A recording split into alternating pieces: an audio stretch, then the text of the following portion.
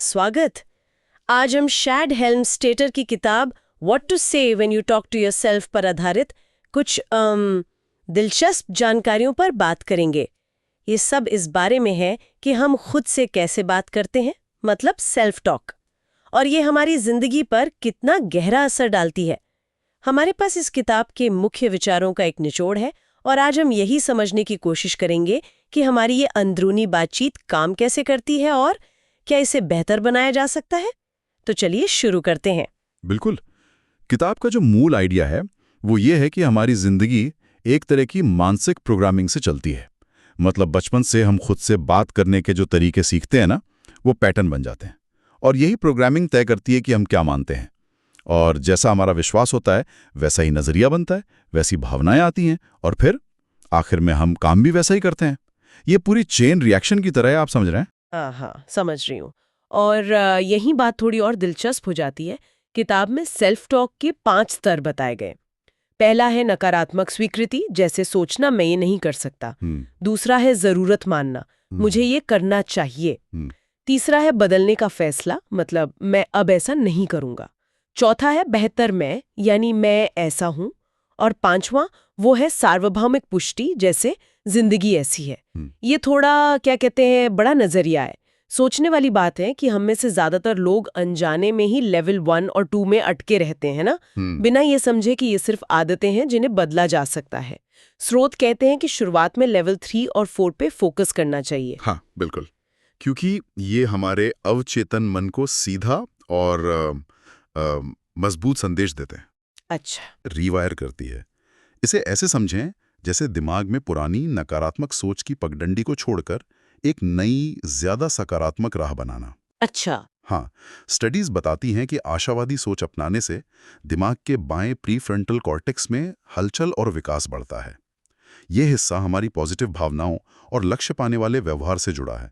इससे मुश्किलों से लड़ने की ताकत और प्रॉब्लम सॉल्विंग स्किल्स बेहतर होती हैं। अच्छा, तो ये विज्ञान तो समझ आया कि दिमाग पर असर होता है, लेकिन असल जिंदगी में इसे इस्तेमाल कैसे करें?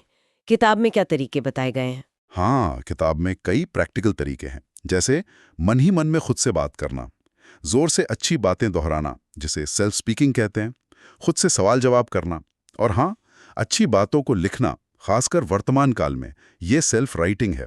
और अपनी ही आवाज में रिकॉर्ड की गई बातों को सुनना भी एक तरीका है। तो इसके मुख्य स्टेप्स क्या होंगे फिर, अगर कोई शुरू करना चाहे? देखिए, सबसे पहले तो जागरूकता, मतलब ध्यान देना कि हम कब और क्या नकारात्मक सोच रहे हैं। फिर उसके उलट सकारात्मक पुष्टि या अफर्मेशन तैयार करना, जो अभी के बारे में हो, पॉजिटिव हो और बिल्कुल साफ हो। इसके बाद उसे लगातार दोहराना जरूरी है, जैसे रोज सुबह शाम रिकॉर्डिंग सुनना।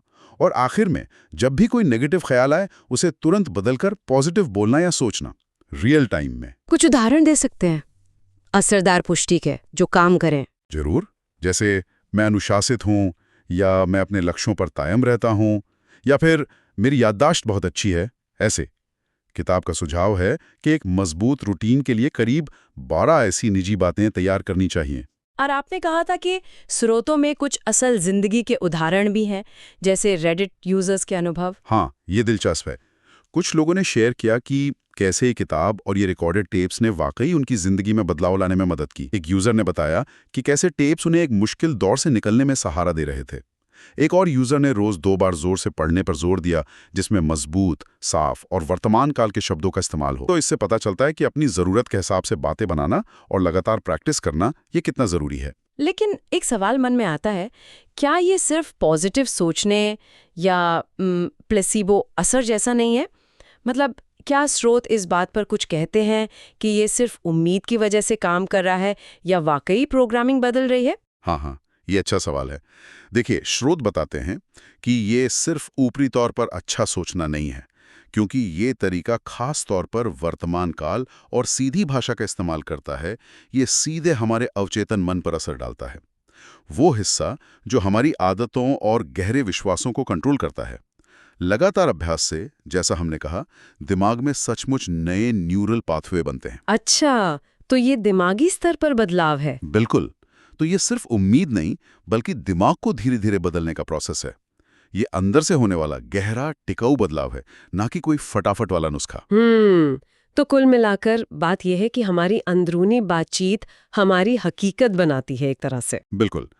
संक्षेप में कहें तो ये किताब और इसके सिद्धांत हमें अपनी अंदरूनी बातचीत को रीप्रोग्राम करने का एक, आप कह सकते हैं, विज्ञान पर आधारित प्रैक्टिकल तरीका देते हैं। ये खुद को कमजोर करने वाले विचारों को ताकत देने वाले विचारों से बदलने और धीरे धीरे हमारी पहचान और हमारे काम करने के तरीकों को बदलने में मदद करता है।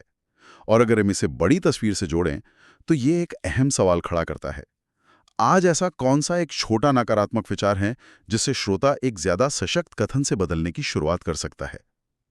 इस पर सोचने के लिए कुछ है।